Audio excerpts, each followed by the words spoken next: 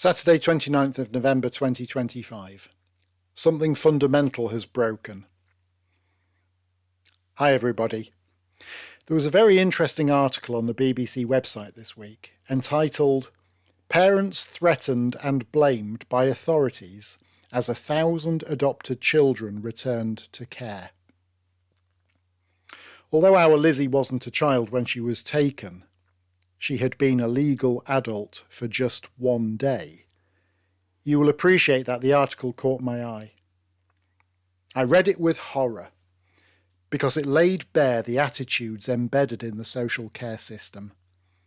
The following quotes are directly from the article, and we can identify with each and every one of them. Quote, "A 6-month investigation by the BBC has uncovered a hidden world where parents are subjected to lies and blame by authorities across the UK.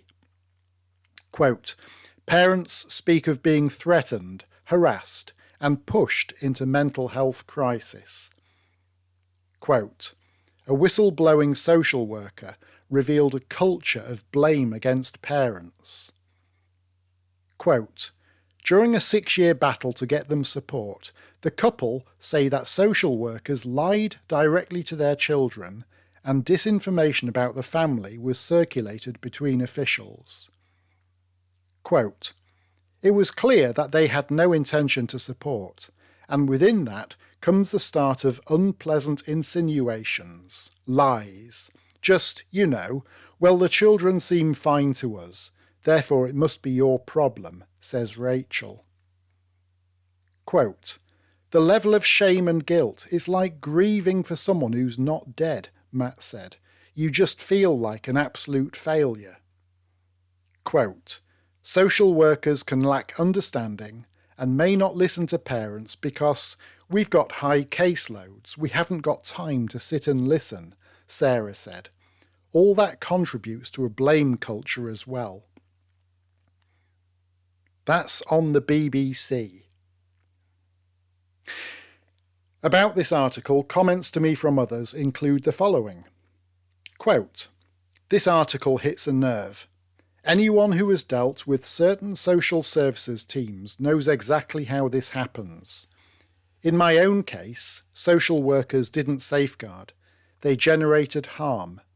They ignored clear procedures, failed to investigate genuine safeguarding concerns, and added nothing but worry, distress, and chaos. Quote, when a system entrusted with protection becomes a source of danger, something fundamental has broken. We're not talking about isolated mistakes. We're talking about a culture where professionals close ranks, dismiss families, and dodge accountability. That is how children are failed, and how families are dragged through years of unnecessary trauma. Reform isn't optional anymore. Lives depend on it. Quote, we are also going through the same. How can a child be taken from loving parents without evidence, and my child has been for a whole year in care, and we have no lawyer to get her back as nobody wants the case? The system is so corrupt. False, unverified statements presented to courts to make parents look like monsters. Quote, happened to us, also with FASD. No protection from the system, just coerced and enabled to use fantasy to walk right into the hands of those who abused her.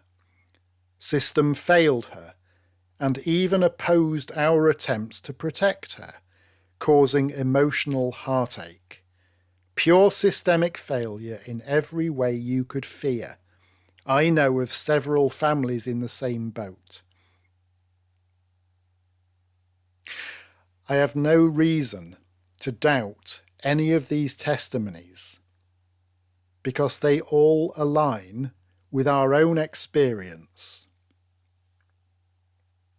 With such attitudes being reported in the national media, in academic research papers, and in the testimony of a growing number of traumatized families, I cannot understand, I just cannot understand how such practice or malpractice persists.